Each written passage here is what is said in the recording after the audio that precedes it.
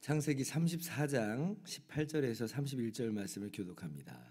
그들의 말을 하몰과 그의 아들 세겜이 좋게 여김으로 이 소년이 그 일 행하기를 지체하지 아니하였으니 그가 야곱의 딸을 사랑함이며 그는 그의 아버지 집에서 가장 존귀하였더라.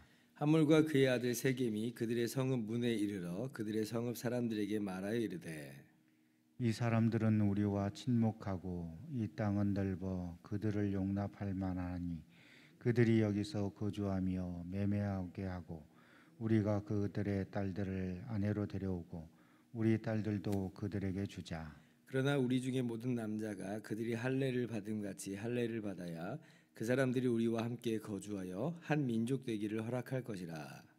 그러면 그들의 가축과 재산과 그들의 모든 짐승이 우리의 소유가 되지 않겠느냐. 다만 그들의 말대로 하자. 그러면 그들이 우리와 함께 거주하리라.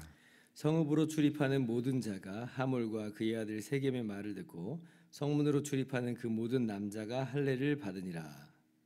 제3일에 아직 그들이 아파할 때에 야곱의 두 아들 디나의 오라버니 시므온과 레위가 각기 칼을 가지고 가서 몰래 그 성읍을 기습하여 그 모든 남자를 죽이고 칼로 하몰과 그의 아들 세겜을 죽이고 디나를 세겜의 집에서 데려오고 야곱의 여러 아들이 그 시체 있는 성읍으로 가서 노략하였으니 이는 그들이 그들의 누이를 더럽힌 까닭이라. 그들이 양과 소와 나귀와 그 성읍에 있는 것과 들에 있는 것과 그들의 모든 재물을 빼앗으며 그들의 자녀와 그들의 아내들을 사로잡고 집 속의 물건을 다 노략한지라. 야곱이 시므온과 레위에게 이르되 너희가 내게 화를 끼쳐 나로 하여금 이 땅의 주민 곧 가나안 족속과 브리스 족속에게 악취를 내게 하였도다. 나는 수가 적은즉 그들이 모여 나를 치고 나를 죽이리니 그러면 나와 내 집이 멸망하리라. 그들이 이르되 그가 우리 누이를 장녀같이 대우함이 옳으니까. 아멘. 할렐루야. 하나님의 크신 은혜와 평강이 오늘도 변함없이 여러분 가운데 가득 넘치기를 주님의 이름으로 축원합니다. 성경을 읽다 보면 내심 세상에 뭐 이렇게까지 이런 내용까지 굳이 기록할 필요가 없을 텐데 하는 그런 내용들이 덜어 나옵니다. 오늘 본문이 그 중에 하나예요. 오늘 본문 말씀 보면 참 얼마나 추악하고 더럽고 잔인한지 감추고 싶고 지우고 싶고 하는 그런 역사입니다. 그런데 하나님께서는 이 모든 것들을 다 가감없이 다 기록하게 하세요. 하나님께서 숨기시지를 않는다는 거예요. 무슨 다른 나라 어떤 시조들의 역사를 보면 굉장히 미화되어 있고 또 영웅적인 그런 내용으로만 기술되어 있는데, 그런데 이 창세기 내용을 보면 이 족장들의 삶이 전혀 그렇지 않다는 것을 우리는 너무나 분명하게 보고 있는 거죠. 그러면 하나님께서 이 사건을 통해서 무엇을 말씀하시고자 하는 것이냐라고 할 때, 그것은요, 지금 하나님께서 아브라함을 택하시고 또 그리고 아브라함의 자손으로서 이삭과 또 그리고 야곱과 그의 아들들을 택하신 이 모든 것들이 사실 이들의 어떤 자격이나 이들의 선행이나 그런 것으로 말미암아 이들을 택하여 내신 것이 아니라고 하는 것을 하나님이 교훈하여 주시는 거예요. 그러니까 이들이 뭔가 대단했기 때문에 하나님께서 하나님의 백성으로 택하신 게 아니라고 하는 것을 오늘 말씀 속에서 분명하게 교훈하여 주시는 거죠. 오늘 지금 야곱의 아들들이 자행한 일을 한번 보세요. 얼마나 끔찍해요. 그들의 죄가 얼마나 나쁜 죄인지는 첫 번째, 이 죄가 다름 아니라 하나님과 하나님께 속한 일들에 대해서 범죄하여 자행된 것이라, 그것 때문에 이것은 정말 나쁜 죄입니다. 자, 세겜에게 이 디나와 결혼할 수 있는 조건으로 제시한 게 하나 나와요. 이거 아니면은 결혼은 안 된다는 겁니다. 그게 뭐냐면 할례예요. 할례. 여러분, 할례가 뭔지 아실 거예요. 할례는 단순히 어떤 민족적인 관습이나 어떤 위생적인 그런 개념이 아닙니다. 이스라엘에게 있어서 할례라고 하는 것은 하나님께서 아브라함과 그의 자손을 하나님의 백성으로 택하셨다라고 하는 언약의 증표예요. 종교적 의미가 있어요. 하나님과 관계된 거라고 하는 거예요. 그래서 이 할례를 받는다라고 하는 것은 개종의 의미를 가지고 있습니다. 하나님을 믿겠다라고 하는 그런 의미를 갖고 있다는 거예요. 그런데 이렇게 하나님과 관계된 할례를 이 세겜에게 제시를 해요. 그리고 세겜뿐 아니라 그 세겜 성읍에 있는 모든 남자들이 다 할례를 받아야 된다는 거예요. 그러면 세겜 성읍 주민들은 어떤 생각을 하게 되겠냐면 그들이 이제 속마음은 뭐 어떻든지 간에 지금 이스라엘 이 사람들이 야곱의 아들들이 하나님과 그들의 하나님과 관계된 걸 가지고 지금 우리에게 이걸 해야 된다라고 할 때는 거기에는 의심이 있을 수가 없는 거예요. 세상에 자신들의 하나님에게 그 관계된 걸 가지고 속이려 든다는 건 상상할 수가 없는 거잖아요. 사실은 쉽게 믿을 수 있다고요. 세상이 이 할례를 가지고 어떻게 속여 먹을 수 있겠는가? 그런데 야곱의 아들들은 바로 그걸 가지고 속여 먹은 거예요.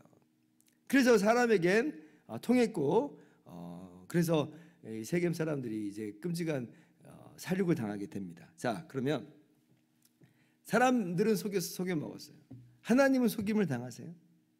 하나님이 모르시고 그냥 넘어가시겠어요? 그렇지 않잖아요. 하나님을 향한 것, 하나님께 대한 걸 가지고 하나님과 관계된 걸 가지고 거짓말을 하고 있다.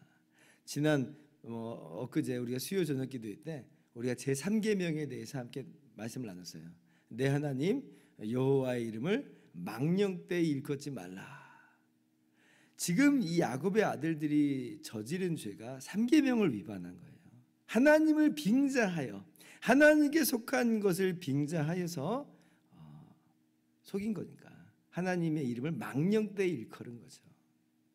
그러니까 이게 얼마나 큰 죄인지 우리가 알아야 됩니다. 하나님께서는 그렇게 여호와 하나님의 이름을 망령되이 부른 자를 결코 죄 없다 하지 아니하리라 말씀하셨어요. 이 야곱의 모습하고 참 판박이죠.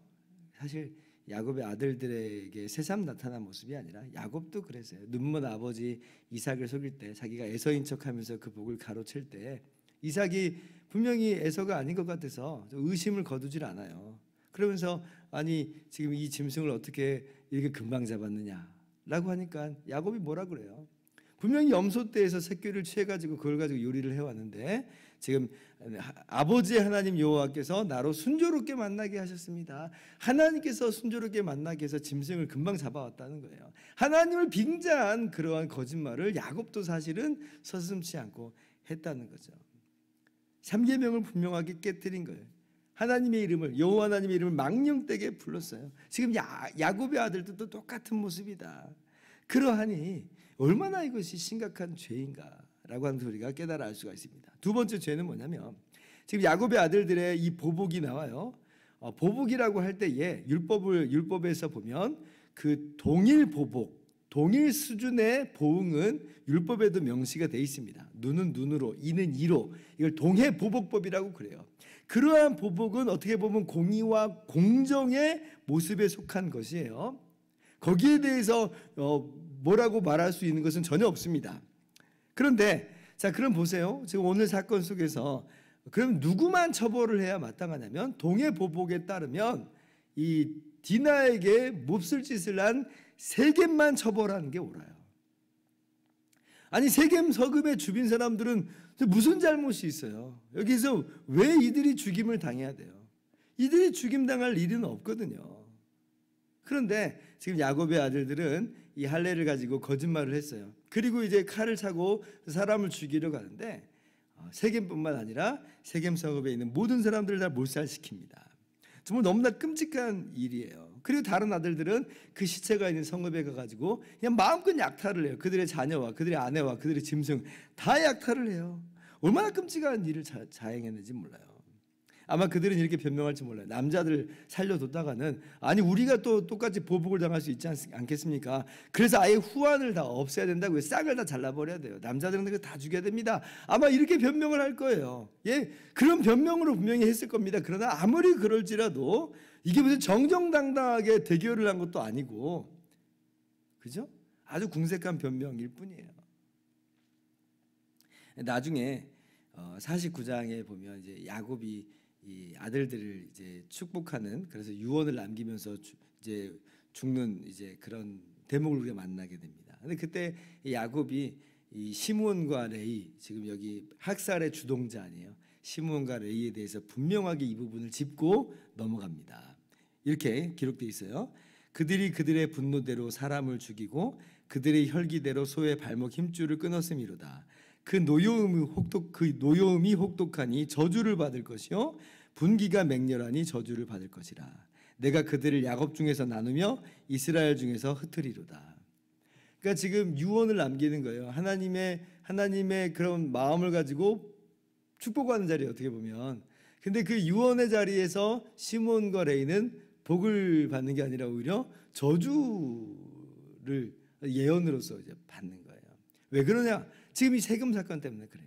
이 세겜 사건 속에서 그들의 노여움이 얼마나 혹독했는지, 그들의 분기가 얼마나 맹렬했는지 사람들을 다 죽였다는 것이죠. 명백하게 죄라라고 하는 겁니다. 그러니까 지금 이제 오늘 말씀 우리가 34장 말씀을 쭉 보면 어저께는 야곱의 미성숙함을 봤잖아요. 그죠? 오늘은 야곱의 아들들의 이 죄악을 보는 거예요.